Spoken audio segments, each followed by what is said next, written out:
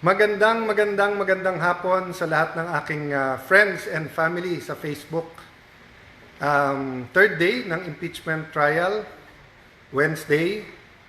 God willing, hindi masama ang tama ng bagyo pero maraming lugar ay meron pa rin rainfall warning kaya mag-ingat tayo lahat. So I thought of checking in with my Facebook family. So we always start with praising God, di ba? Let me remind myself, remind everyone na kahit anong sama ng araw, kahit anong sama ng panahon, kahit anong struggle, disaster, calamity, there's always something or many things actually na pwede nating pagpapasalamat sa Panginoon. Sabi nga, God is sovereign, di ba?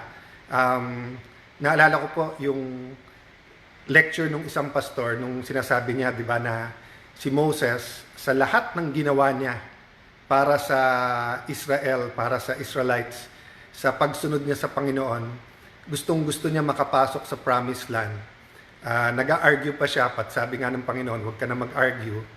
At he passed away in this life na hindi nakapasok ng promised land. Of course, why is a different issue.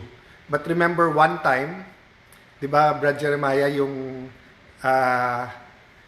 gumawa ng shelter, ang Panginoon Jesucristo, tapos kinakausap doon, kasama si Moses. Kaya, nung nagkaroon kami ng chance to go to Israel, tapos tinignan yung isang plane, yung isang mataas na lugar, tinitingnan yung plane sa baba, at sabi, yun daw yung lugar kung saan natatanaw ni Moses ang Israel.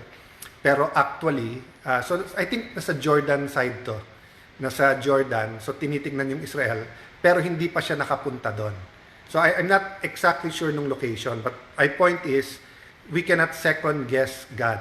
So, whether pinagpre-pray nyo ngayon ay pantuition ng anak, whether pinagpre-pray ay huwag mawalan ng trabaho, whether meron may sakit sa ating pamilya, whether pinagpre-pray natin na ma-resolve itong corruption, whether kayo ay kapamilya ni Senator Jinggoy Estrada, Senator Marcoleta, former Congressman Mike Defensor, at pinagdadasal natin ang kanilang kalagayan, safety, health, at syempre hustisya, always remember that God is sovereign and submit tayo sa ating Panginoon. So, I'm not going to give a recap today kasi kakatapos lang at medyo mahabang 3 araw. But what I wanted to say is that when we talk about 111 million Filipinos or kung ilan talaga ang dami ng Pilipino, hindi lang sa Luzon, Visayas at Mindanao, all around the world, you're talking about many things. Their spiritual belief, kalagayan nila sa economics, kalagayan nila sa lipunan, whether they're sick or not, whether nakakatulong ang PhilHealth o hindi, whether ginigipit sila ng amo nila or napakabait at lampas pa sa minimum wage ang binabayad, whether yung anak has equal opportunity, whether you're in a zone na meron pa ring mga armed struggle, or whether you're an athlete that's doing very good pero kulang ng suporta. Ang point ko po is that many things are going on. So just because we're having an impeachment trial, hindi ibig sabihin na yung pananalapi, ekonomiya ng Pilipinas, mga trabaho ng ating kababayan, ay hindi dapat pag-aralan, hindi dapat humanap ng mga solusyon, tumulong hindi lang sa gobyerno, kung hindi tumulong sa business community natin. So for example, 5-6, alam nyo naman, favorite namin topic yan ni former President Duterte. In fact, nilabi sa kanya yan noong 2015. Kaya nga first day ng pangangampanya, bringing out niya na yung problem ng anti-5-6. So, many people have brought out this problem. No? I mean, the problem of 5-6 is not actually just the 5-6, but kakulangan ng kapital. So, my point is, there are many unsolved issues and problems.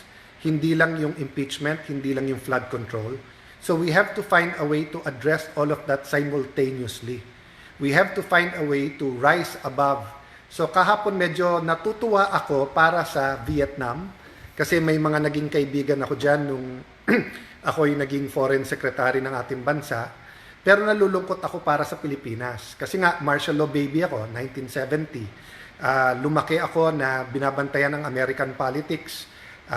Mga paborito kong pangulo sa US is si President Kennedy and President Ronald Reagan. And both of them dealt with the Cold War. And of course, the Vietnam War was more raging during the time of Kennedy. And then, pakonti-konti, nakikita natin kung paano umuunlad ang Vietnam. That's why we're happy for them. How the people are also being empowered. Pero yung tayo naman ang nahuhuli na, so parang parati na lang tayo na uunahan ng lahat. Siyempre, kahit papano, tinatanong ko sa sarili ko, kailan nating itatama ang ating mga mali? When will we have, the kind of leadership and kind of government that people really deserve, no? And I really believe the Filipino people, kung tayo po ay magre-repent, kung tayo po ay talagang mananalig sa Diyos, kung tayo ay magkakaisa, we will get a government we really deserve, no? So middle of the week, I'd like to invite you every 7 a.m. at 7 p.m.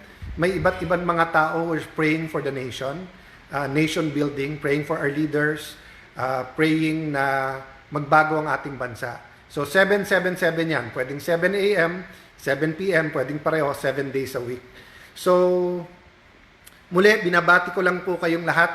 Pasensya na po kayo kung yung mga personal na message, yung vlog, yung ating pong concepts na pinag-aaralan, hindi natin singdalas katulad dati. Minsan, mas gusto kong ganitong format kasi katulad yan, si Mamit Esena, nababati ko, Floyd Olaer, Tita Ann Alvero, God bless you too, Dalia Monroe.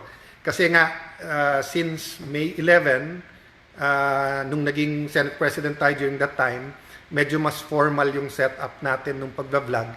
Kasi nga, more binabalita ko sa inyo real time yung nangyayari at ine-explain yung mga issues. Watching from Zamboanga, Sibugay, yan, sa Ipil, Madifil, Russell Lopez, yan. So guys, I think I'll have time tomorrow till Sunday. Let's try to refocus yung mga issues. Remember guys, let's fight hate with love.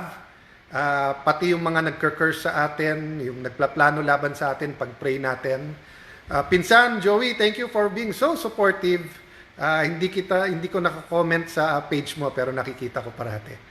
Nora Tan, watching from Netherlands. Yan. Yes, may God be with us, with all of us. Herman Leda, magandang hapon sa iyo. Rets Noidi. Yan. So guys, siguro magkaroon tayo minsan ng isang session, panay good ideas lang. Ano yung mga problema ng bansa at anong matutulong natin. But guys, pag-isipan nyo lang ha, more or less 30 weeks. Kung hindi po short term, 30 linggo ang impeachment. Siguro naman sa 30 linggo, kahit sabihin mong every 3 weeks, may isang hearing yung Blue Ribbon Committee. Baka naman magkaroon ng 1, 2, 3 Blue Ribbon. Magkaroon ng linaw. At bakit to paulit-ulit? Hindi dahil po may tina-target. Kung hindi, dahil po hindi magbabago ang ating gobyerno, hindi masusugpo yung corruption, hindi po magkakaroon ng repentance, reform, renewal, kung hindi masosolve ang ganito kalaking corruption issue. And if we will allow that hundreds of billions of pesos ay umiikot in a corrupt way. So I've talked about this many times, but maybe we can have targeted na mapag-uusapan sa ating mga vlogs or mga forums, no? And in fact, maganda nga mga forums, hindi one-sided. Halimbawa sa mga universities, kung may 3 grupo, kahit hindi magkakasundo ng mga kabataan, ng mga professors na basta't one topic at a time, whether impeachment, whether flood control, pero may mga common denominators yan. But dapat ang intention natin lahat, iisa, to honor God, di ba? Or kung sasabihin ko, to honor God and build our nation. So God bless you, magandang hapon, salamat sa lahat ng sumusubaybay sa impeachment proceeding, sa aking opisina, but of course po yung nagdadasal sa amin, sa pamilya, at yung pong nagpipilit na magkaisa, magkawatak-watak, whether yan ay sa pamilya namin, yan ay sa community natin or sa lahat natin Pilipino. Much appreciated. Catherine Maniago from Guam. Di ba masama ata din tama nung bagyo? Tumama din ba or naghahanda lang? Nakita ko yung governor nyo parang naghahanda. Sa Japan naman, yan po, alam nyo po, tuwing nagkakasakit ako, kasi nga asthmatic ako di ba? So, naghanap ka ng fresh air. Biruan namin parati yun, sabi ng mga doktor, kapag ikaw medyo high blood, pag ikaw mataas ang uric acid, mataas ang blood pressure, mataas ang blood sugar, ang sagot dyan, Japan.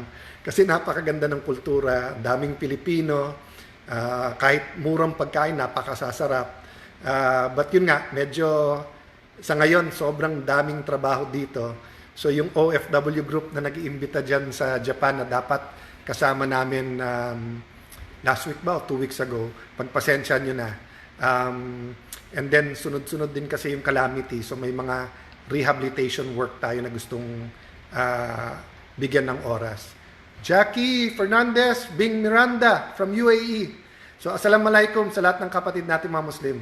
Kanina nandito si Robin, may bisita lang siya. Thank you very much guys. God bless you all.